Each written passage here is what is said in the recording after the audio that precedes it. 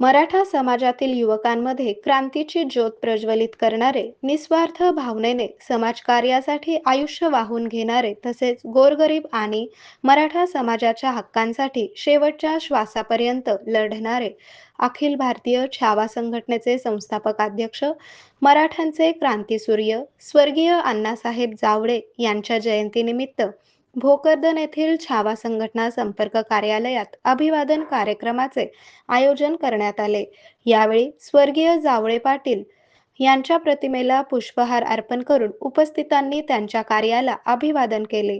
या कार्यक्रमास संघटनेचे मराठवाडा उपाध्यक्ष ज्ञानेश्वर गायकवाड, तालुका उपाध्यक्ष अंकुश साबळे, तालुका प्रसिद्धी प्रमुख आप्पासाहेब जाधव, अर्जुन विष्णू गाढे या संघटनेच्या पदाधिकाऱ्यांसह प्रणव नामदे, गणेश हजारे, संतोष सपकाळ, अंकुश गायकवाड, गणेश खेकाळे, संकेत तळेकर, सदा नामदे, राजू हगाम, मुकेश गवांडे, सोपान सुरासे, सागर गाढे या संघटनेच्या सर्व कार्यकर्त्यांची उपस्थिती होती.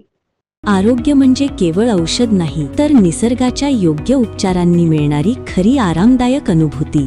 सोलापूरमध्ये निसर्गोपचाराचं विश्वासाचं नाव लिमये निसर्गोपचार केंद्र.